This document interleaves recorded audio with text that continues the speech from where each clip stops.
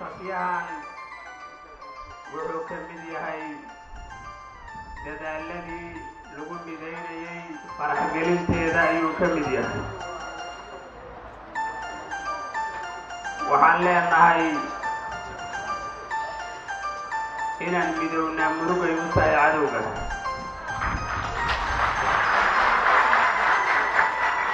إن كلا تغنو كلا قونا نانا وحي عدوك أنتاي فرح وحن رجينا بإذن الله الكريم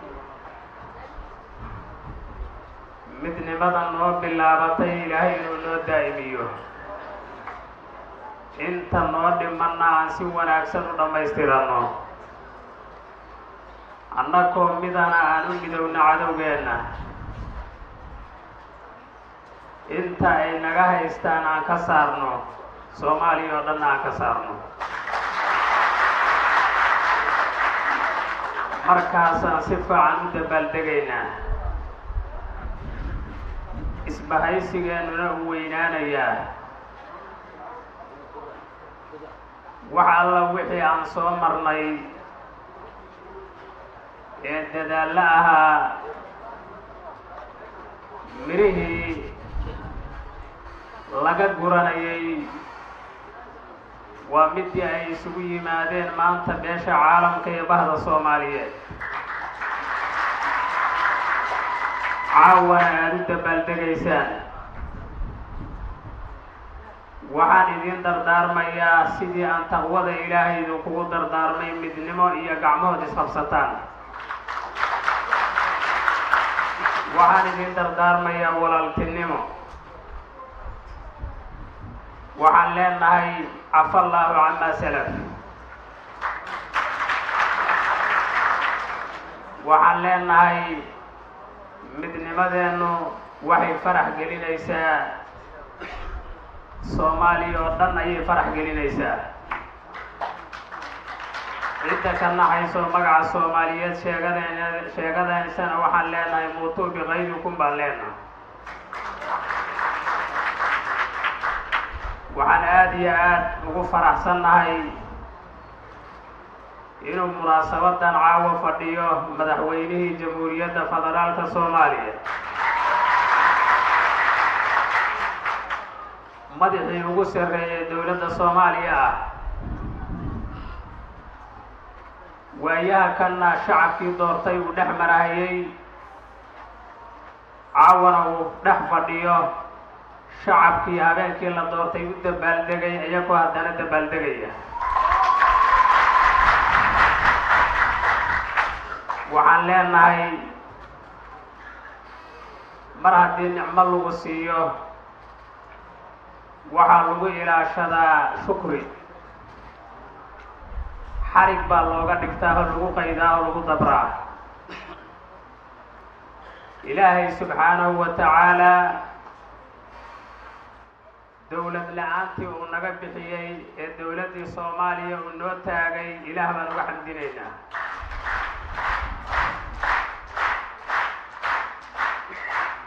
mudane maxamed cabdullaahi farmaajo asagana doorashadiisii ilaah baan uga xamdinaynaa waxaan leenahay mudane marada dhexda ku xiraan leenahay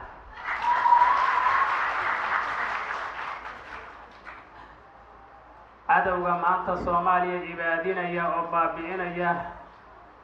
oo caaqil iyo carmali iyo caruur iyo cood aan midna dhaafayn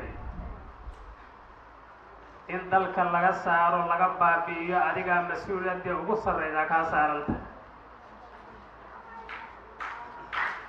annaguna waxaan nahay garbahaagaan ku noqonaynaa waxaad ogtihiin dagaaladii ugu badnaa ee Soomaaliya ka dhaco nimanka lagula dagaalamay waxay ka dhaceen goboladan albaabkii ay mari waayeen ee Ilaahay adkeeyay ahaayeen waxaan rajaynaynaa mar haddii dawladda federaalka ay taageerto oy gacan siiso inay ka guulaysanayaan cadowga Soomaaliya baabi'inaya waayo gobolladan waxay uga xoreeyeen isku tashi ay isku tashadeen ee dawlad taageeraysay ama mid dhexa ha noqoto ama mid ajnabiya ha noqotay ma jirin.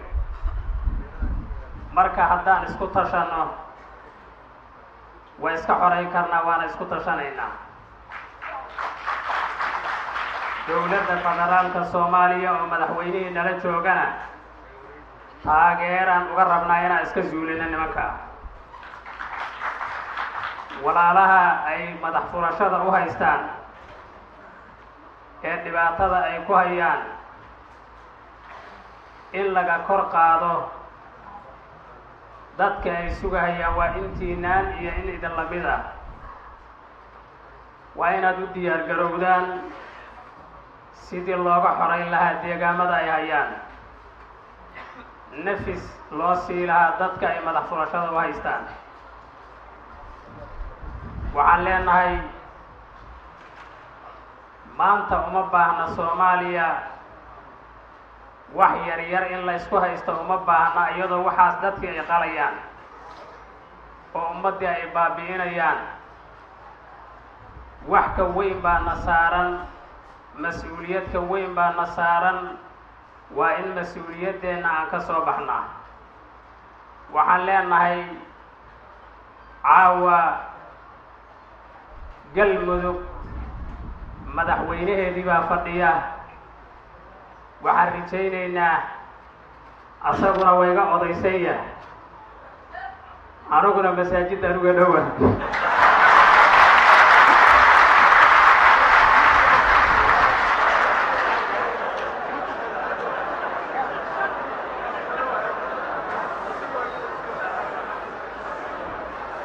marka caqli iyo cilmiba waa isku kaabaynaa insha allahu alkariim. caqli iyo cilmiba waa isku kaabaynaa. waxaan rajaynaynaa labadeennuna ciroolayaalaana. waxaan rajaynaynaa ummaddu inay u baxdo hadda kadib caano iyo baraaro inay u baxdo.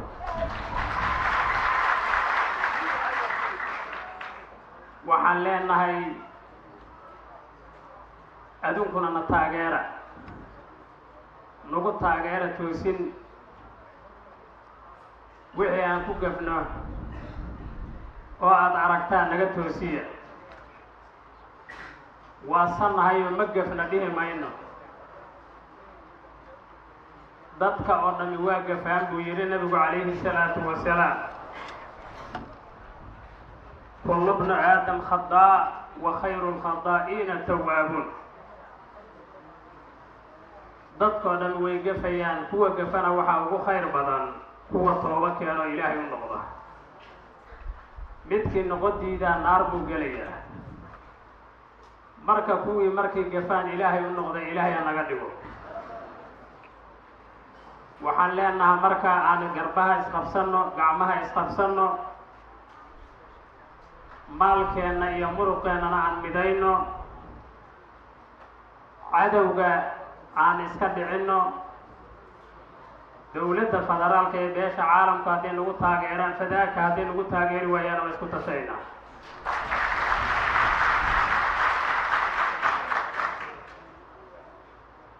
dawladda federaalka waxaa laga yaabaa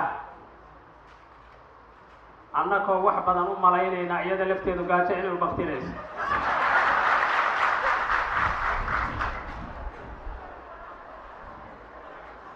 waxaan leenahay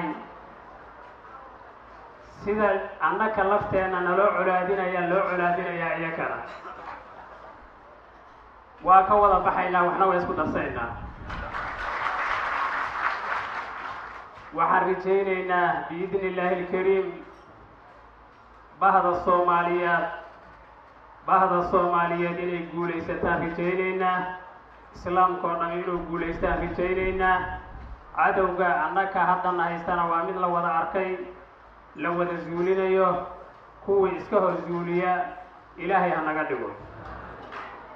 waxaan leenahay dadka u taagan difaaca dalka, ilaalinta amniga iyo shacabka, ciidamada xoreeyey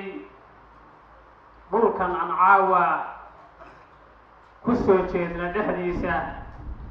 ayakana waxaan leenahay axsantum axsana allahu ilaykum baan leenahay.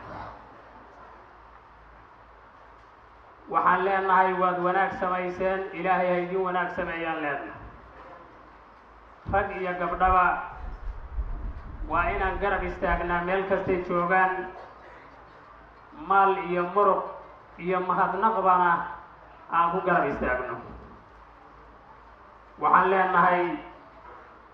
sidaas oo kaleeto dowladda federaalka Soomaaliya waa in aan garab istaagnaa. maamul goboleedyo ayaa jira, waxaan ballan qaadaynaa inaan garab istaagno. madaxweynuhuna hadhow uu ballan qaadi doona inuuna garab istaagayo.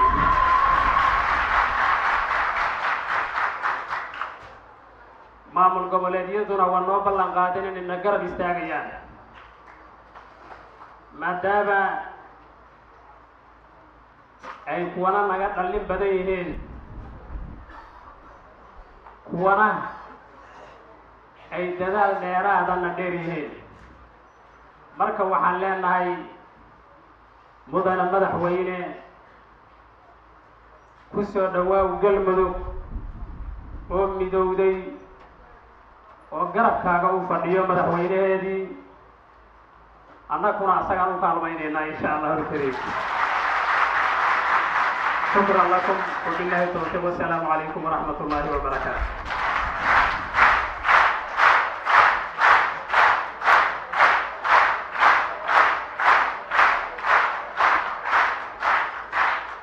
mudane madaxweyne, caawa haddaa aragto dadkan oo war jecel ama warramaayo haddaa aragto, waxaa waaye dowladnimada iyo madaxweynaha ku cusub, marka waa kugu saseena hala yaabi. keliya madaxweyne ka maqnaay, marka caawa haddii lagu saso waa ilmahaayo kugu saseeyo saas u galo. waxaan rabaa xoogaa yar in wajiinka laydinka gaasho, kooxdaana halma ku dhufataan rabnaa. soo dhawaada.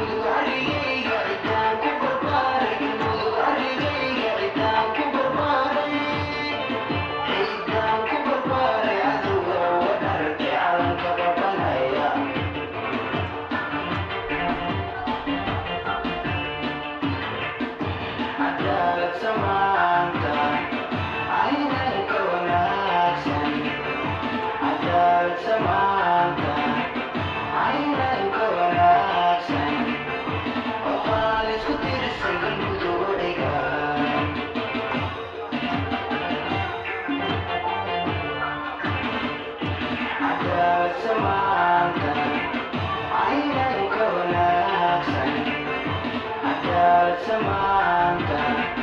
I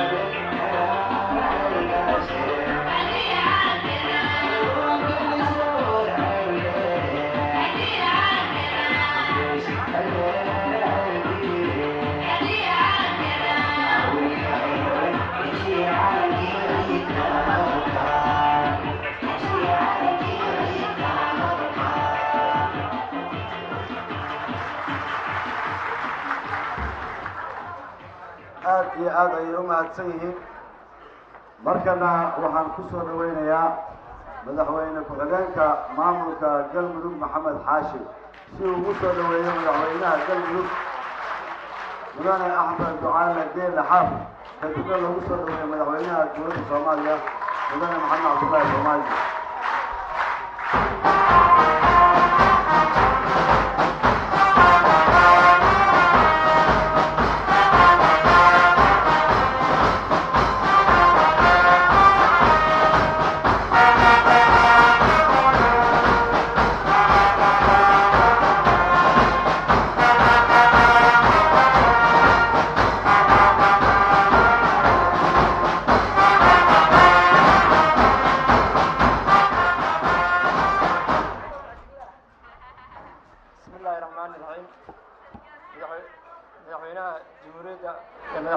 dowladda federaalka Soomaaliya mudane Maxamed Cabdullaahi Farmaajo madaxweynaha dowlad goboleedka Galmudug iyo marwadiisa madaxa xukuumadda gudoomiyaha baarlamaanka dowladda Galmudug wasiirada iyo xildhibaanada dowladda federaalka iyo senatarada Soomaaliyeed wasiirada iyo xildhibaanada dowladda Galmudug saraakiisha askarta iyo ciyaarta kale ee dowlad goboleedka Galmudug gabdhaha iyo dhalinyarada iyo ururada bulshada dhammaan ee reer Galmudug iyo dhammaan dadka Soomaaliyeed madaxda sharafta leh hogaaminaya madaxweynaha dowladda oo kala duwan oo ka mid yihiin la taliyaashiisa fanaanadeena weyn hiba nuura bahda saxaafadda kooxda baambeyda fanaaniinta nooysa ee caawa dhan dhammaantiin waa salaamantiin assalaamu calaykum waraxmatullahi wabarakaatu bacdisalaan runtii waxaa sharafi ah inaan caawa halkaan soo istaago aan xafladdan aan ka hadlo runtii waxay tahay wax maaragtay taariikh ah oo taariikhda maaragtay ay xusayso waxaan ku bilaabaa dhowr eray oo kaftana kadibna insha allah speechkeedan geli doona haddii la yidhaahdo kaftanka waxaa ugu horreeya waxay tahay xiriiryaha wuxuu marar badan qaldayay protocolka ma garanayo sababta marka waxaa maaragtay runtii fiican qofka maaragtay protocolka haya inuu mar walba ilaaliyo protocolka si uu u socdo midda kale waxaa ayadana cad oo meesha ku jirto heshiiskan galmudug caawa ay gaartay wuxuu ahaa runtii heshiis taariikhi ah lagana soo shaqeeyey muddo dheer waqti dheerna lagu soo bixiyey dad badan ay soo bixiyeen waxaa muhiima dadkii ka soo shaqeeyey o dhan in mar walba la xuso oo la caddeeyo soomaalida waxay ku amaadaa haddii lagu sheegana waa la shiilaa haddii lagu shiilana waa la sheegaa sida dhabta ah heshiiskan galmudug ay soo gashay tan iyo maalinkii aan madaxweyne ku-xigeen ka noqday galmudug oo hadda 3 sano laga joogo muddo ku dhow ilaa haddeer waa ka soo shaqeynayna waxaan aad iyo aad ugu mahad celinayaa madaxweyne maxamed cabdullaahi farmaajo markii la doortay inuu maaragtay barnaamijkan uu ka shaqeeyey si fiican annaga iyo maaragtay maamulka hersun isukaya keenay laakiin nasiib darro lagu guulaysan waayey waxaan aad iyo aad ugu mahad celinayaa madaxweyne axmed ducaale geelle xeef sidii sharafta lahayd oo maalinkii la doortay u ballan qaaday oo maantana maaragtay heerkan la maraayo uu soo gaarsiiyey runtii oo ka miro dhaliyey guushii iyo maaragtay heshiiska miro dhalintiisa taas oo ah ayadana maaragtay wax aad iyo aad u fiican oo marnaba aan la heli karin waxaan kaloo u mahad celinaya madaxda hersunna oo ayagana runtii intaas mar walba qayb ka ahaa oo ayagana maaragtay raalli ka ahaa in heshiiska ay qayb ka noqdaan maantana markii ugu dambeysay aan uga mara dhalinay magaalada jabuuti oo runtii kadibna aan magaalada muqdisho kusoo sameynay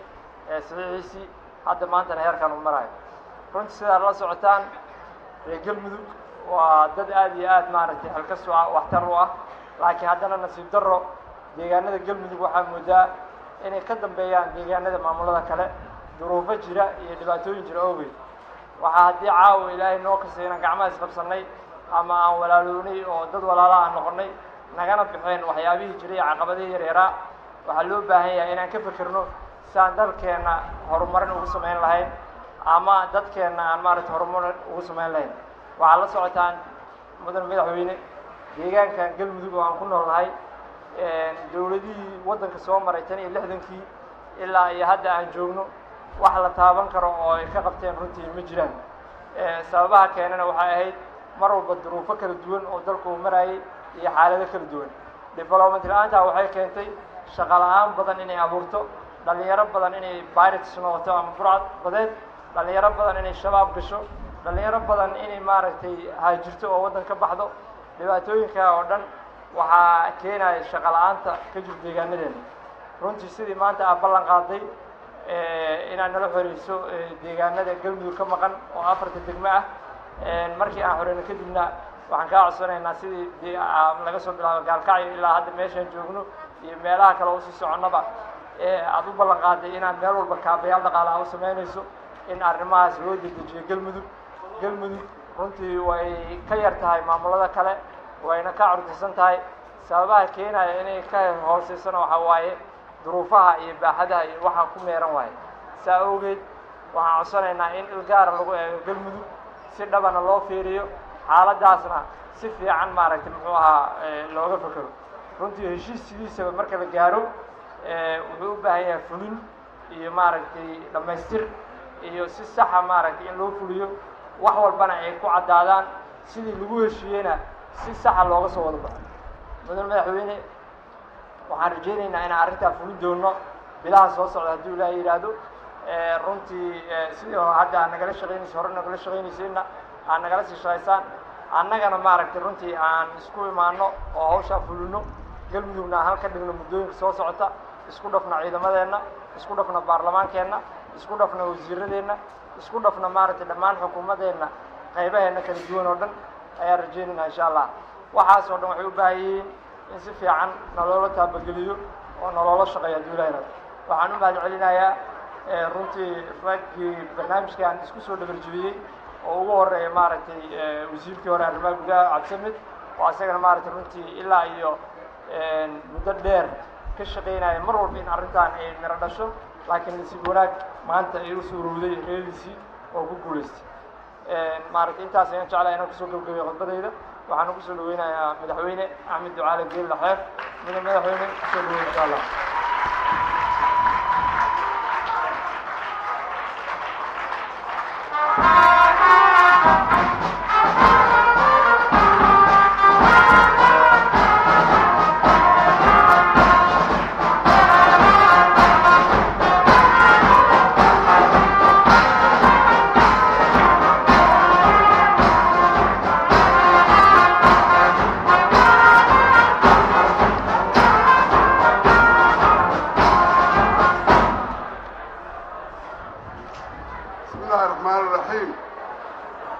الحمد لله رب العالمين والصلاة والسلام على رسول الله صلى الله عليه وسلم وبعد مدن مدحوينه وحالك السلام يا مدحوينه جمهورية فدرالك الصومالية وهو halkan marti noogu ah ninka soo wada soconay haddana asaga marti noo ah madaxweyne ku-xigeenka madaxweyne taageer madaxweyne ku-xigeenkii oo galmudug ah ra'iisul wasaaraheena cusub gudoomiyaha baarlamaanka hirshabeelle wasiirada xildhibaanada maamooyda ururada bulshada iyo dadka badan oo caawina noo sacbinaya khayr allaha siiya oo meesha aada ugu daalay assalaamu calaykum waraxmatullaahi wabarakaatu mudanayaal iyo marweyn aad iyo aad baan maaragtay ugu faraxsanahay farxaddii ugu weynayd mar haddii caawa dhuusamareer joogno oo galmudug ay midowday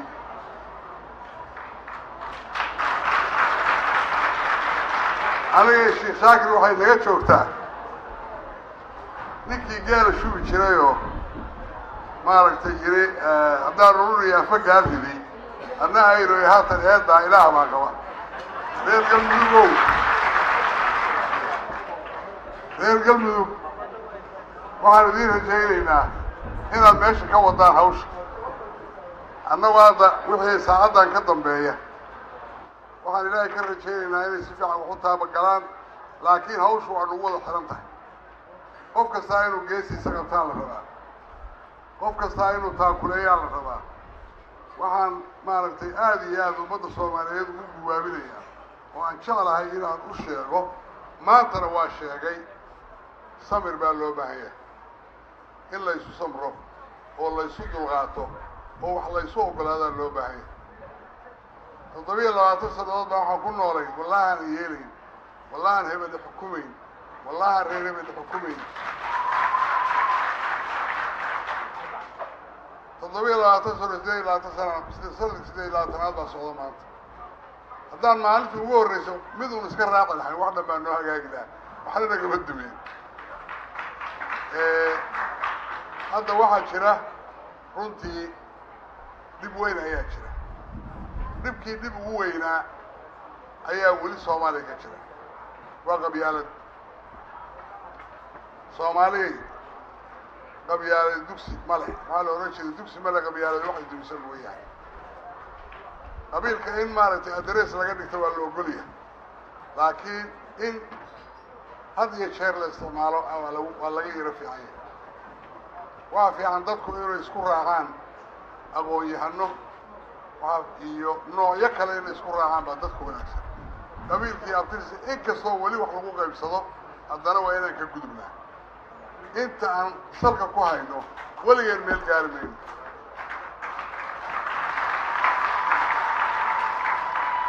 ina ururo loo gudbo axsaab loo gudbo dad iskaashada oo wada socda oo isku mabda'a jeer la gaaro waxba socon maayaan gobolkan waa gobolka soomaaliya ugu qanisan waxba yaan laydin odhanin beero male iyo wax kale male neef ariga haddaad keento meel ku xarayso sanadkii 5 neef buu noqonaya midda ugu sokayso weeye 100 ari haddaad meel ku xarayso sanadkii 500 buu noqonaya laakiin waa in cunto iyo biyo siisaa dib badan ayaana haysta dibkaasna waxaan uga bixi karnaa inaan annagu iskaashano inaan gacmaha isqabsano inaan kalluumaysiga raadsano inaan macaadinteeda qodanno inaan xoolaha iyaga cunto inta u samaysano aan maaragtay aan ka dhigano hadda business kama dhigano kan xoolaha wata waa reer baadiyaa la yidhaahdaa waxaan ku dhaaranayaa haddaad 300 oo neef ari oo waxba ku fadhiin intaad caws u beerto meel ku xarayso sanadkii 1500 neef baad helaysaa 1500 waa $100 waa $150 waryaa hela هذا واحد هون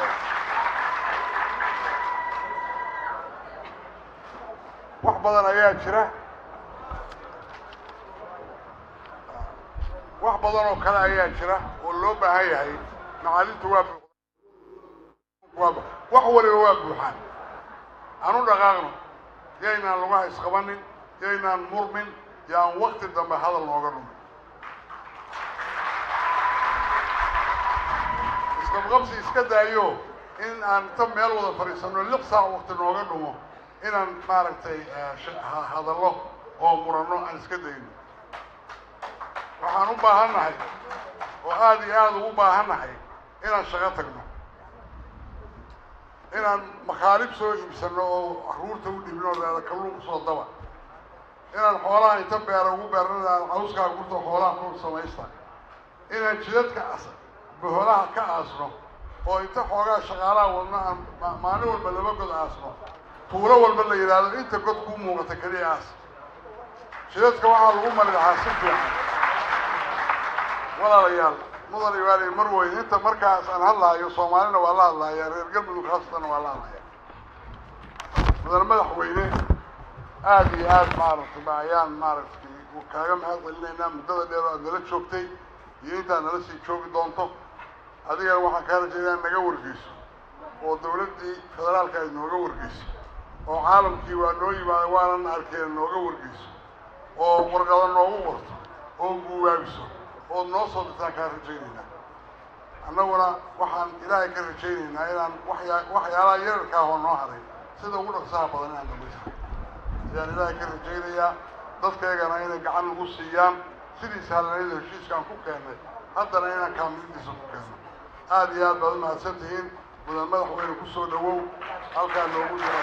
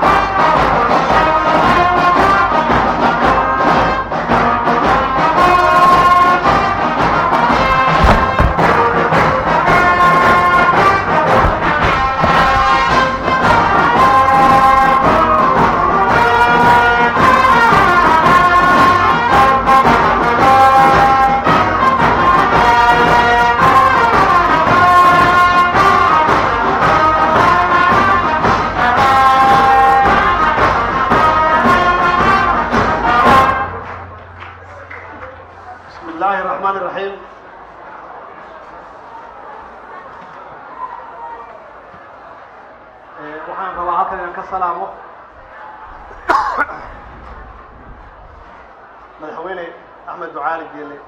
xaaf iyo marwadiisa sharafta badan xakiimo madaxweyne ku-xigeenka Maxamed Xaashi iyo madaxa xukuumadda Shaakir gudoomiyaha baarlamaanka ku-xigeenadiisa maxaan iraahdaa dawladda golaha wasiirada oo ila socda baarlamaanka labada aqal aqalka sare iyo golaha shacabka dhalinyarada halkan caawa timid oo nala joogta gabdhaha salaadiinta culummada baambeyda kooxda hawlada waa beri ee galmudug saraakiisha ciidamada halkan nala jooga bahda saxaafadda kulligii waxaan ku salaamay assalaamu calaykum waraxmat ullahi wabarakaatu.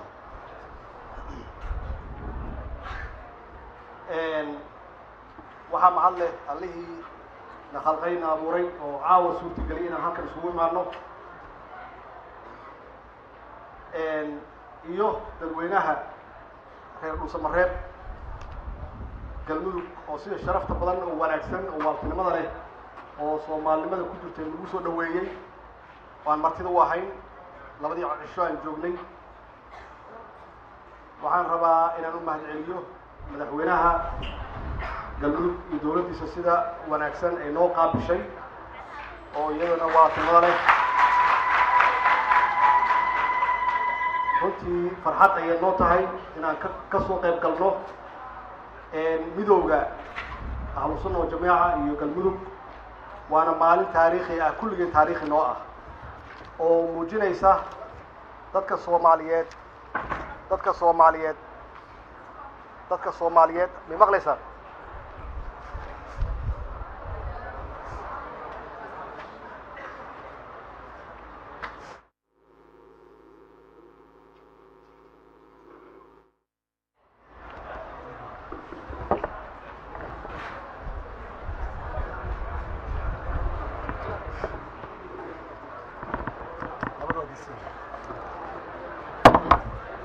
raalli ahaada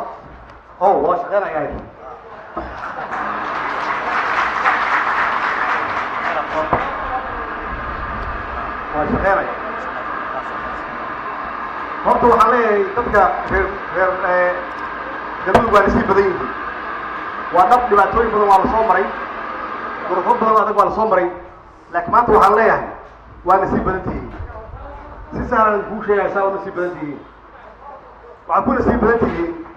madaxweynihiina waa madaxweyne adduun. waa tan maqlaysa inuu ka hadlaya ganacsi iyo adduunye iyo bad la aado iyo beero la qoto iyo kheyraad la raadiye iyo lacag sidii loo samayn lahaa iyo suu isugu dhufanaya xoolaha qiimahooda iyo sheekh shaakir oo soo raacay oo duceynaya oo u duceynaya kulligii inaad janno gashaan. waxaan isku heli kara maaha marka runtii waa lasii badan tihiin. hadda wixii ka dambeeya wax soo saarkan u kaca ducaystana hala ducaysto.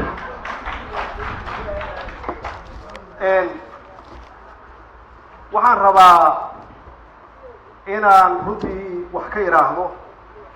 khibradda aan ka helay magaaladan iyo guud ahaan dadka degan galmudug. runtii waa dad aad iyo aad u wanaagsan oo quluub fiican oo weliba magaaladan ku arkay kala dambeyn badan yaan iyo xurmo. waxaan arkay ciidan nidaamsan oo runtii aas leedahay kulli ma kaxaysaa.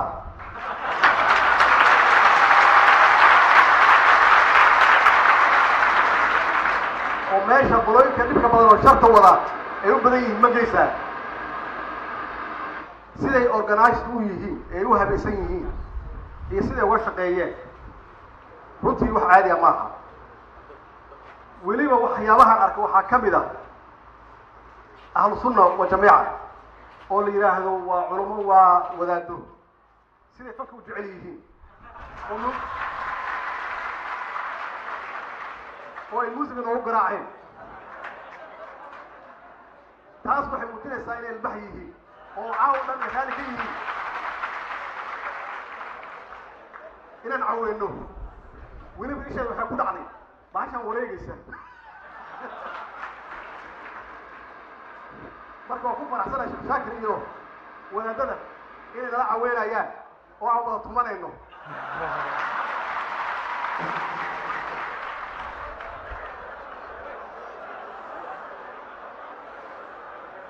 weli laakiin qoobka cayaar lama gaarin. waxyaabahaan arkay oo runtii soo jiita waxaa ka mid ah baambeyda.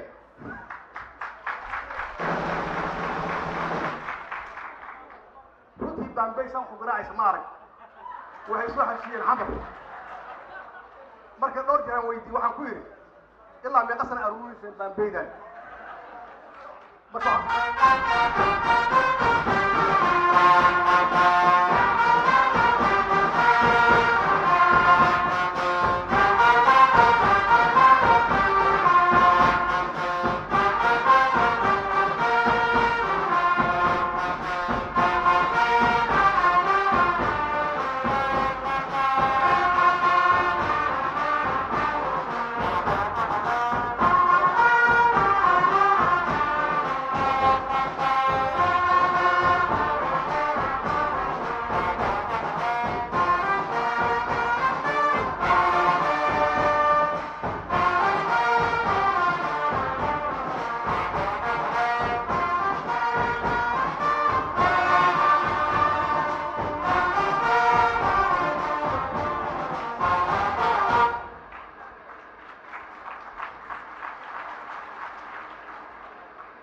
maanta waa maalin taariikhi ah oo aan kulligeen markhaati ka nahay midowga dadka waalaha ah ee reer galmudug waxay ku midoobeen oo midaysteen ciidankooda waxay mideeyeen calankooda waxay mideeyeen baarlamaankooda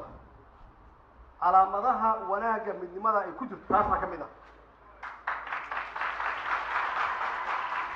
baanbeyn aan arkayno iyo meeshaan qurxoon aan iskugu nimid iyo maxaan ku dhaha hoblada waaberi halkaan noogu tumaayey iyo sidaan iskugu nimid iyo beesha caalamka oo maanta noo timid waa inta ugu yar oo midnimadu ay leedahay faa'iidadeeda ay leedahay marka bal ka warrama soomaali oo midowday ka warrama marka bal qiyaasa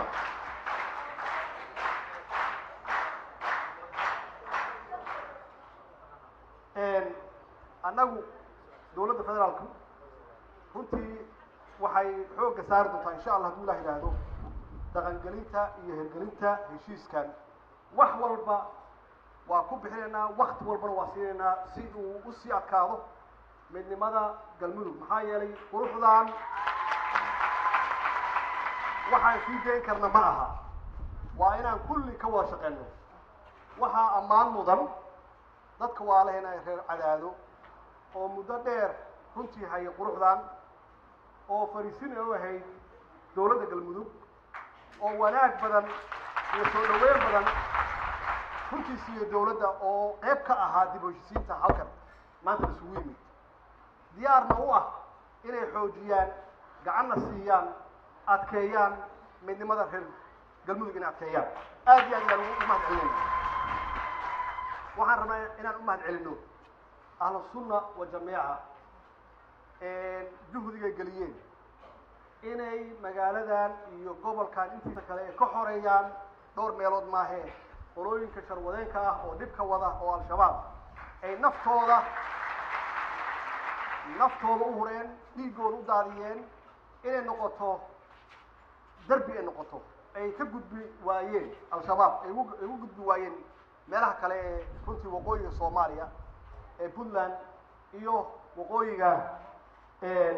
galmudug aad iyo aad yaan ugu ammaanaynaa insha allah abaalkeedana allah ka helaysaan annagana wixii karaankeenana waa sameynayna hadduu ilaah yidhaahdo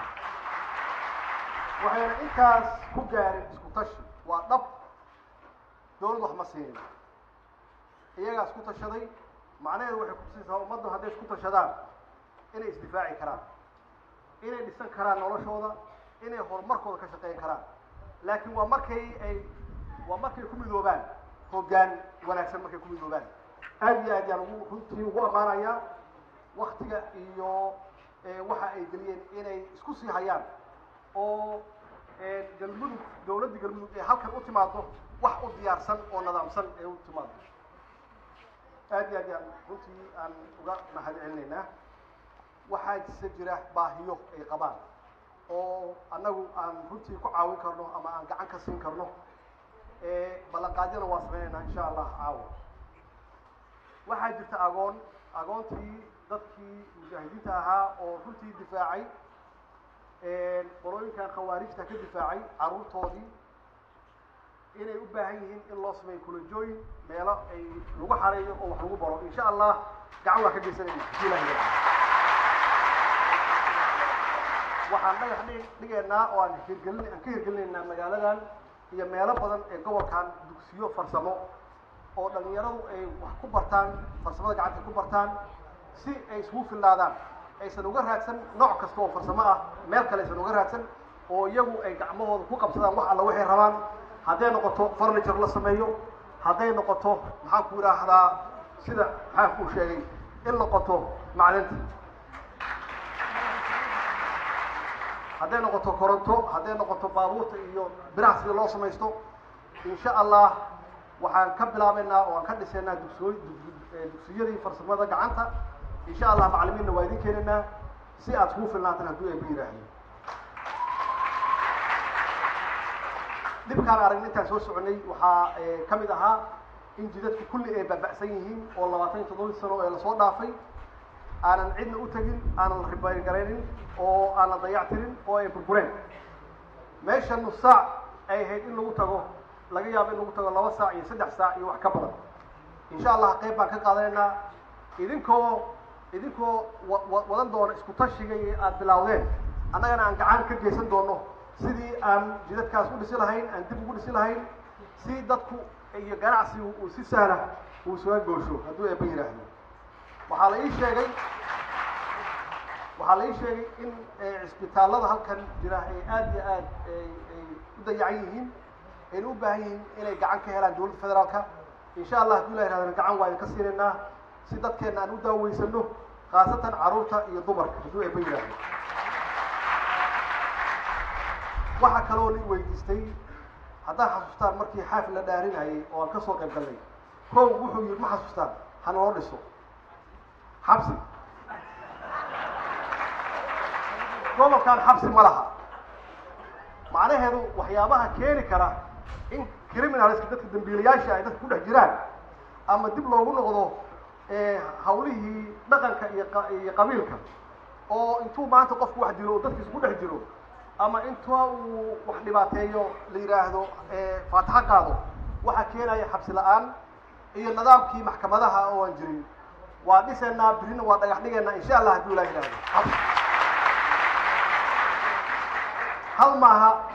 dhowr xabsaan sameynaa insha allah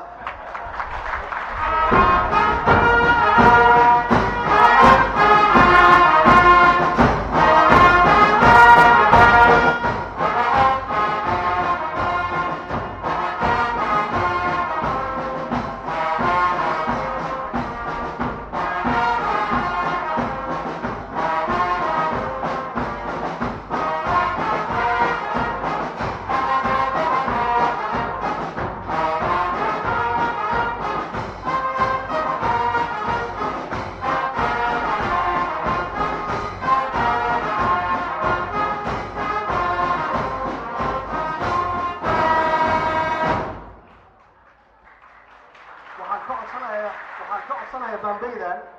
qaar ka mida inay gobolada kale u diraan ama goboleedyada kale ama halkan idinkugu yimaado scholarship aad bixisaan waxyaabaha kaloo muhiimka ah waxay tahay oo aad naloo weydiiyey gobolkan ma laha dekado waxyaabaha aan doonayna dalkan inuu ku horumarana waxay tahay gobol walba inuu yeesho dekado waxaan leenahay xeeb aad iyo aad u dheer waxaan lahaan karnaa dekado badan insha allah hadduu ilaah yidhaahdo maalmaha soo socday waxaan dhagax dhigi doonaa dekada hobyo hadduu eeba yidhaahdo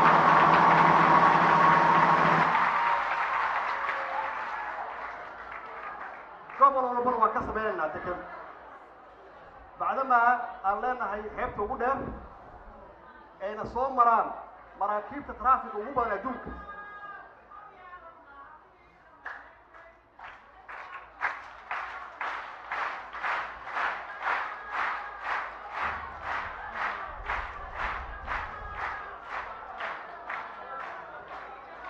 macnaheed markaan leeyahay gobollada waxaan ka wadaa sideed tobankii gobol wixii badda ku aadan maamul goboleed keliya ma aha marka meel kasta oo suuragal ah inaan ka sameyno deked maraakiibta marka dalkeenna waa maraakiibta ugu taraafika jidkeennu waa jidka ugu taraafika badan adduunka marka inay noo noqoto kaabayaasha dhaqaalaha qaybaha ugu waaweyn inay noo noqoto waa inaan ka shaqeyno waxaan ballan qaadaynaa insha allah hadduu ilaah yidhaahdo oo kale in dowladda federaalka ah ay gacan siiso ay taageerto dowlad goboleedkan galmudug bacdamaa sida la sheegay ay dhab tahay ay curdun yihiin waxyaabo badan ay u baahan yihiin inaan waxyaabo badan ugu roonaano insha allah intay kasoo kabanayaan hadduu eeba yidhaahdo sidaas oo kale dowlad goboleedyada kale naftigooda inaan sidaas oo kale u ogaano asmaqallo sidaas oo kale dowlad goboleedyada kale naftigooda aan wax alla wixii kala keenna aan ugu roonaano oo aan gacan u siino oo aan aad iyo aad maaragtay ula shaqeyno dhan walbaba hadduu eeba yidhaahdo dib u heshisiinta hadda aan arkeyno waxa weeye waa bilow waxaa loo baahan yahay inaan gaarsiino meel walbaba inaan gaarsiino dib u heshisiinta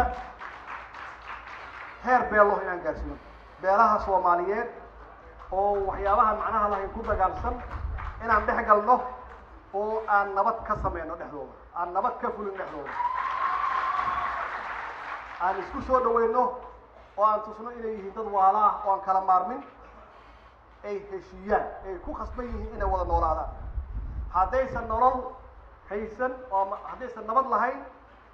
waxaa xaqiiqa ah inaysan nolol helaynin marka dadkana dhegaysanaya beelaha soomaaliyeed oo ishaya waa idiin soo soconnaayo ogaada waa idiin imaanaynaa ogaada waxaan geenaynaa tuulooyinka dadka degan ama nawaaxigooda inaan gaarsiino iyada naftigooda inaan gaarsiino inay wax wada qabsadaan ay isku tashadaan ay walaaloobaan hadduu ilaah yidhaahdo iyo degmooyinkaba macnaheedu waxay tahay cid walba inaan la hadalno cid walba in la qanciyo haddaan taas gaarno oo aan isqancino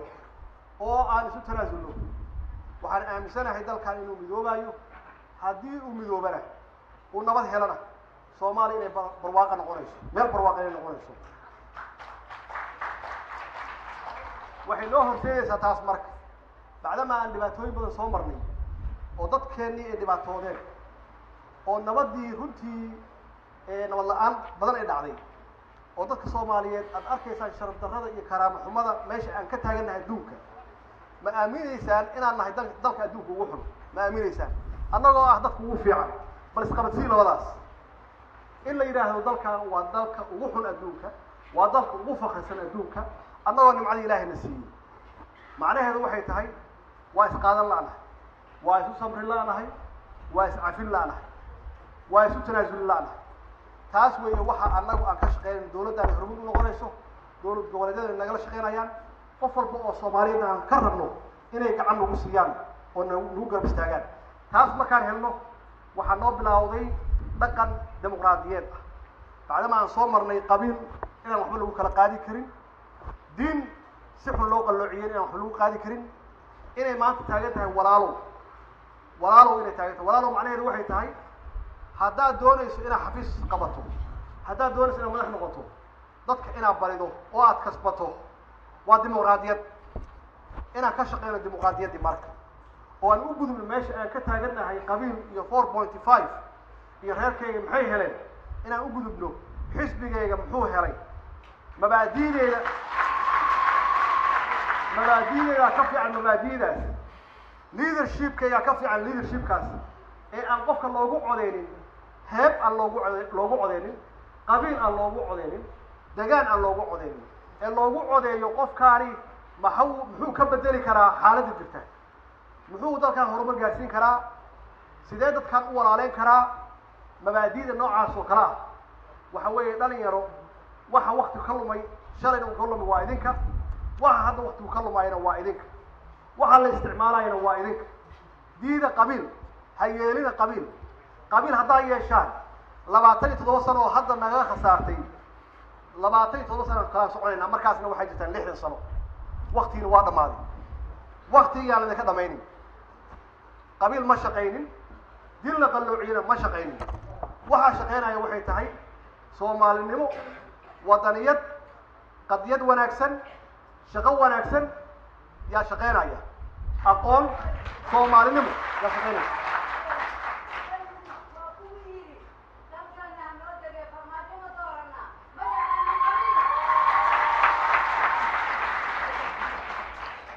macnaheedu waxay tahay ballan aan qaadno inaan dalkan gaarsino qof iyo codkiisa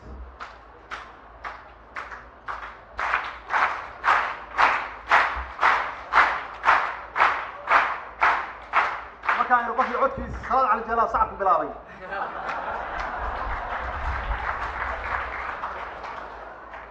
intuusan tagin hadhagax dhigo xisbigiisa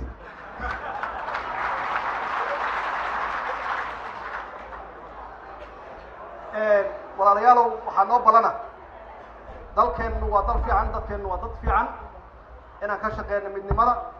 inaan ka shaqeyno Soomaalinimada inaan ka shaqeyno dimuqraadiyadda inaan ka shaqeyno Soomaaliya inay ka hormarto wadamada hadda anagu qaarkood aan xorriyadda ka hor qaadanay oo hadda naga hormarsan inaan ka daba tagno oo aan ka hormarno kartideeda waa leenahay caqligeeda waa leenahay dadnimadeeda waa leenahay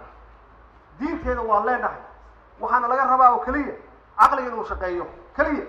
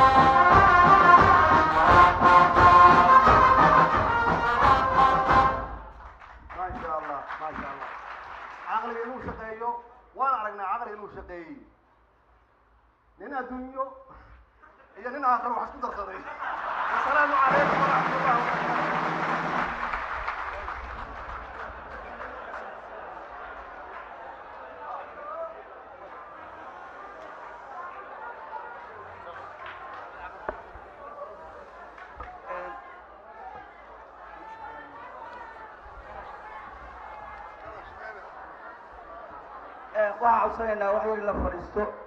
madaxweynaha waxaa la guddoonsiinayaa hadiyad yar sidaas daraaddeed waxaan rabnaa Sheekh Shaakir inuu soo kaco oo asaguna qaybta kaleeto hadiyada qaybteeda labaad uu guddoonsiiyo madaxweynaha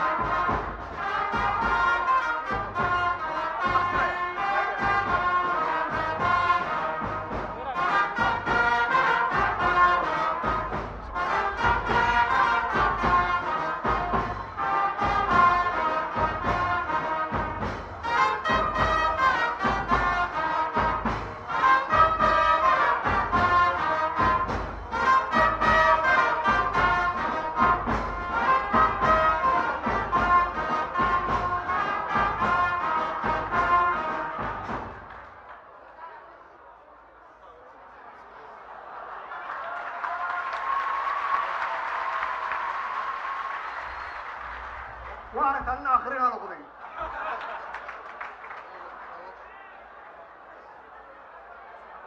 ما شاء الله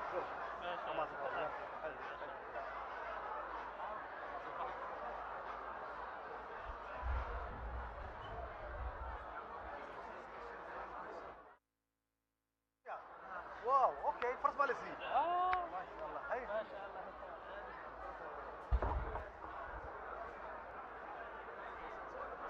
الله ماي فرص سوق الكرميات ما